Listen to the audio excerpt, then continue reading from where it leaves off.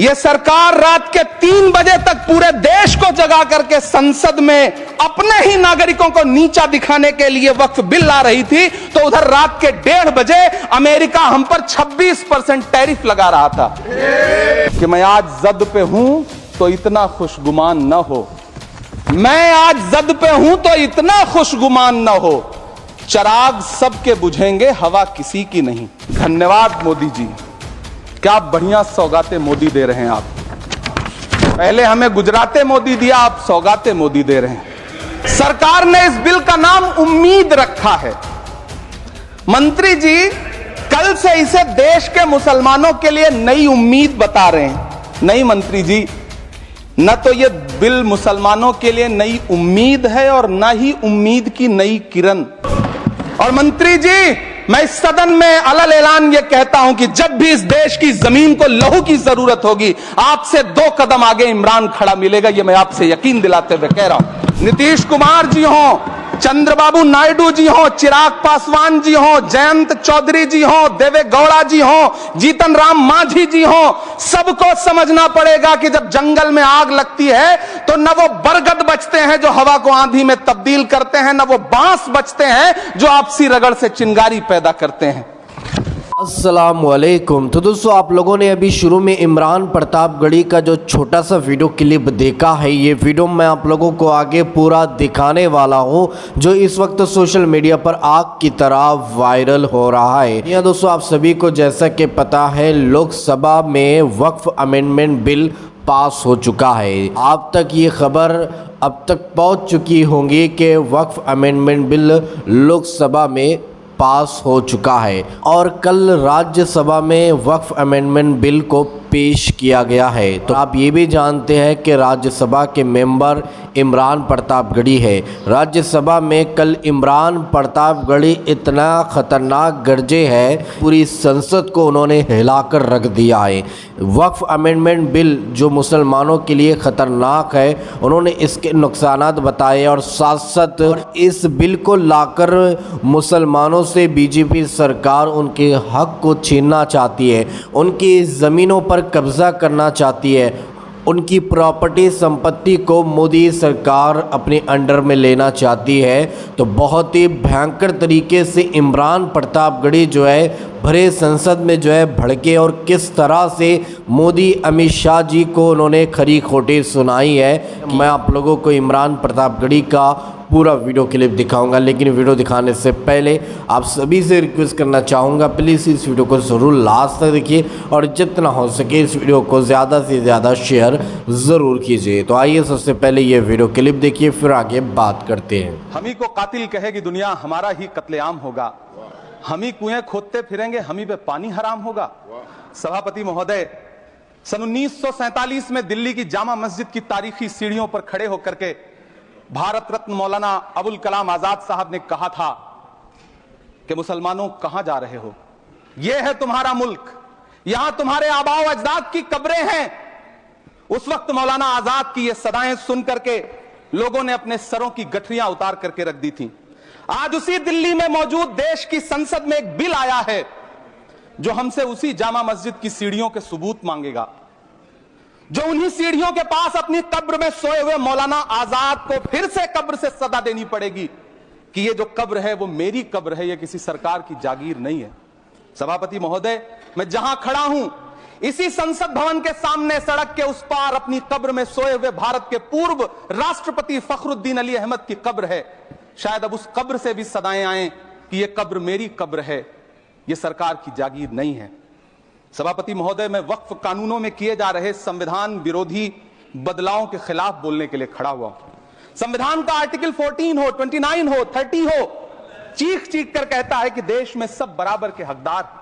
Article 26 कहता है कि सबको अपने अपने मजहबी कामों के लिए मंदिर, मस्जिद, गिरजाघर, गुरुद्वारों का निर्माण करने का हक है और उसका रखरखाव का भी हक है। लेकिन डॉक्टर बाबा साहब अंबेडकर के संविधान को हर दिन कुचलने वाली यह सरकार देश के मुसलमानों से नफरत में इतनी अंधी हो गई है कि खुलेआम देश की संसद में देश सरकार के माइनॉरिटी मिनिस्टर साहब और होम मिनिस्टर साहब झूठ बोलते हैं और देश को गुमराह करते हैं, झूठ शब्द असत्य बोलते हैं। सरकार ने इस बिल का नाम उम्मीद रखा है। मंत्री जी, कल से इसे देश के मुसलमानों के लिए नई उम्मीद बता रहे हैं। नहीं मंत्री जी, न तो यह बिल मुसलमानों के लिए नई उम्मीद है और न ही उम्मीद की नई किरण। सभापति महोदय, भाजपा ने पूरे देश में वक्फ के नाम पर कई सारे झूठ फैलाए हैं। आइए आज उनकी सच्चाई पर बात करते हैं। वक्फ ट्रिब्यूनल को ऐसे बताया जाता है जैसे वक्फ ट्रिब्यूनल कोई मजहबी खाप पंचायत हो। सभापति महोदय, जबकि सच्चाई यह है कि वक्फ ट्रिब्यूनल भी तो सरकारी न्यायिक विभाग है, जिसमें सरकार द्वारा नियुक्त जज होते हैं, जिसमें प्रशासनिक अधिकारी होते हैं, कहीं ऊपर से थोड़ी आ गए। सभापति महोदय, देश के गृह मंत्री जी ने इसी सदन में कहा कि वक्फ ट्रिब्यूनल के फैसले के खिलाफ कोई कोर्ट नहीं जा सकता, जबकि सच यह है कि वक्फ एक्ट 1995 की धारा 83(9) के तहत हाई कोर्ट वक्फ ट्रिब्यूनल के फैसले की न सिर्फ समीक्षा कर सकता है बल्कि उसे बदल भी सकता है। सच तो यह है कि वक्फ बोर्ड खुद अपनी जमीनों के लिए कई सारी कोर्ट में मुकदमे लड़ रहा है। सभापति महोदय, दिल्ली की जिन 123 संपत्तियों को लेकर कल माइनॉरिटी मिनिस्टर, होम मिनिस्टर साहब और अभी आदरणीय नेता सदन बात कर रहे थे, आइए उनकी सच्चाइयों पे भी बात करते हैं। 1911 में जब अंग्रेजी हुकूमत ने कोलकाता के बजाय दिल्ली को राजधानी बनाने का फैसला किया, तो रायसीना हिल्स के चारों तरफ जो मुसलमानों की ढेर सारी जमीनें थी उनको एक्वायर किया गया और लुटियन को इसकी तामीर की जिम्मेदारी सौंपी गई। सेंट्रल विस्टा की तरह लुटियन जोन का मेगा प्लान तैयार हुआ, लेकिन उस वक्त के मुसलमानों ने उस वक्त की अंग्रेजी हुकूमत से अपनी इबादत गाहों को बचाने के लिए लड़ाई लड़ी। मामला ब्रिटिश गवर्नमेंट तक पहुंचा। तब यह तय हुआ कि वो जो धार्मिक स्थल हैं उन्हें जस का तस रहने दिया जाएगा। इंडिया गेट के बगल वाली मस्जिद हो, जाप्तागंज, सुनहरी बाग मस्जिद हो, पार्लियामेंट रोड वाली मस्जिद हो, ऐसी 123 संपत्तियों के मैनेजमेंट के लिए 1913 में मुसलमान वक्फ वैलिडेशन एक्ट बना और उसके बाद एक नया शहर बसाया गया जिसे लुटियंस जोन का नाम दिया गया। फिर 1943-45 के बीच एक और समझौता हुआ आजादी से पहले, उसके तहत काफी सारी वक्फ जायदादों को सुन्नी मजलिस औकाफ बनाकर उसके अंडर किया गया ताकि उसकी देखरेख की जा सके। गृह मंत्री जी 2 दिन से सदन में जो बात कह रहे हैं वो दरअसल 123 संपत्तियां उसी सुन्नी मजलिस औकाफ के तहत आती है। सभापति महोदय, भारत आजाद हुआ। आजादी के बाद भारत में 1954 में वक्फ एक्ट लागू हुआ, जिसकी धारा 9 के तहत 1964 में केंद्रीय वक्फ काउंसिल का गठन हुआ। दिल्ली की वही 123 प्रॉपर्टीज को 1970 में सर्वे गजेट करके गजेट नोटिफाई किया गया। इसके निपटारे के लिए पूर्व प्रधानमंत्री इंदिरा जी के द्वारा 1974 में एक बर्नी कमेटी बनाई गई। बर्नी कमेटी ने 1976 में इन 123 संपत्तियों को दिल्ली वक्फ बोर्ड की संपत्ति होने की रिपोर्ट सौंपी। उस रिपोर्ट के आधार पर 1984 में कांग्रेस सरकार ने उन 123 प्रॉपर्टीज को दिल्ली वक्फ बोर्ड को सौंपने का किया, जिसके खिलाफ विश्व हिंदू परिषद कोर्ट गई। मामला 2011 तक पेंडिंग रहा। फिर 2011 में कोर्ट ने सरकार को आदेशित किया कि इसका निपटारा करो। तब 2013 में तत्कालीन यूपीए सरकार ने दिल्ली की उन्हीं 123 जायदादों को बर्नी कमेटी की सिफारिशों के मुताबिक वक्फ बोर्ड के हवाले किया। यही वो प्रॉपर्टीज हैं जिनके नाम से गृह मंत्री जी कल से कांग्रेस को कोस रहे हैं। फिर आई 2014 में भाजपा की सरकार, जो तब से इन जमीनों को हड़पने की साजिश कर रही है। जिस बिल को मुसलमानों के हुकूक की हिफाजत करने वाला बिल बताया जा रहा है, उसी को पेश करने के लिए और उस पर बात करने के लिए लोकसभा में भाजपा सरकार के पास एक भी मुस्लिम सांसद नहीं है। जिस वक्त, मैं लोकसभा कह रहा हूं, सुना करिए, जिस वक्फ बिल को मुस्लिम महिलाओं को हक दिलाने वाला बताया जा रहा है, उसे संसद में पेश करने वाली पार्टी के पास न तो राज्यसभा में, न लोकसभा में, न देश की किसी विधानसभा में एक भी मुस्लिम महिला सदस्य नहीं। कल किरण रिजिजू जी कह रहे थे कि रेलवे की जमीनें देश की जमीनें हैं, डिफेंस की जमीनें देश की जमीनें हैं। हां मंत्री जी, हैं, बिल्कुल हैं। ये जो वक्फ की जमीनें हैं, ये हमारे पुरखों ने धार्मिक कामों के लिए डोनेट किया है, तो हम भी तो इसी देश के नागरिक हैं, हम भी तो इसी देश के बेटे हैं, तो वक्फ की जमीनें भी तो इसी देश की जमीनें हैं। उनको पराया क्यों बोलते हैं आप? सभापति महोदय, अशफाकुल्लाह खान जब फैजाबाद की जेल में फांसी के फंदे पर झूल रहे थे तो इसी देश की जमीन के लिए झूल रहे थे ना। सभापति महोदय, अंडमान की जेल में काला पानी की सजा काटकर अपनी जान देने वाले मौलाना फजले हक खैराबादी हो या शेर खान अफरीदी हो, वो भी तो इसी जमीन के लिए अपनी जान दे रहे थे ना। सभापति महोदय, पाकिस्तान के खिलाफ लड़ते हुए अपनी जान देने वाले महावीर चक्र विजेता ब्रिगेडियर उस्मान हो या पाकिस्तान के पैटर्न टैंक उड़ाने वाला परमवीर चक्र विजेता वीर अब्दुल हमीद हो, वो भी तो इसी जमीन के लिए अपनी जान दे रहा था ना। और मंत्री जी, मैं इस सदन में अलग ऐलान ये कहता हूं कि जब भी इस देश की जमीन को लहू की जरूरत होगी, आपसे 2 कदम आगे इमरान खड़ा मिलेगा, ये मैं आपसे यकीन दिलाते हुए कह रहा हूं। सभापति महोदय, मैं सरकार से कहना चाहता हूं, हमसे हमारी इबादत गाहें तो मत छीनिए ना, हमारे घरों पे बुलडोजर तो मत चलाइए ना, हमारी कब्रों में तो हमें सुकून से सोने दीजिए ना। सभापति महोदय, माइनॉरिटी मिनिस्ट्री का बजट कट करके, मुस्लिम बच्चों की स्कॉलरशिप बंद करके अब सरकार कह रही है कि हम वक्फ की आमदनी से गरीब मुसलमानों का भला करेंगे। गुजरात की बेटी बिल्किस के बलात्कारियों की रिहाई के बाद उन्हें माला पहनाने वाली लोगों के नेता यह कह रहे हैं कि यह बिल मुस्लिम महिलाओं को उनका हक दिलाएगा। धन्यवाद मोदी जी, क्या बढ़िया सौगातें मोदी दे रहे हैं आप। पहले हमें गुजराते मोदी दिया, आप सौगातें मोदी दे रहे हैं। लेकिन यह सरकार इतना याद रखे कि इसी ठसक के साथ देश की संसद में सीए का कानून भी लाया गया था और कहा गया था बड़े बड़े भाषण देकर के कि पड़ोसी देशों से हिंदू भाइयों को ला करके यहां नागरिकता दी जाएगी। लेकिन मैं आपके संज्ञान में लाता हूं सर कि पिछले इतने दिनों में इनसे नागरिकता लेने के लिए 2000 व्यक्ति भी नहीं आए, जबकि इसके उलट इन्हीं की सरकार में पिछले 10 साल में 15 लाख से ज्यादा भारतीयों ने भारत की नागरिकता छोड़ करके दूसरे देश में जाकर के बस गए। यह हुआ उस कानून का अंजाम। सभापति महोदय, इसी तरह की जिद के साथ किसानों के खिलाफ भी कानून लाए गए थे। जिस तरह आज वक्फ के फायदे गिनाए जा रहे हैं, उसी तरह से किसानों को भी कृषि कानूनों के फायदे गिनाए गए थे। लेकिन अंजाम क्या हुआ? 700 किसानों की शहादत लेने के बाद सरकार को अन्नदाता किसानों के सामने घुटने टेकने पड़े और कृषि कानून वापस लेने पड़े। जिल्ले इलाही, जमहूरियत जो है वो नफरत और ठसक से नहीं चलती है, अकड़ से नहीं चलती है, उसमें सबकी हिस्सेदारी जरूरी है। कल देश के माइनॉरिटी मिनिस्टर ने लोकसभा में खड़े होकर एक शेर सुनाया था कि मुझसे कोई बदगुमान न हो, तो मैं उन्हें एक शेर सुनाना चाहता हूं कि मैं आज जद पे हूं तो इतना खुशगुमान न हो, मैं आज जद पे हूं तो इतना खुशगुमान न हो, चिराग सबके बुझेंगे हवा किसी की नहीं।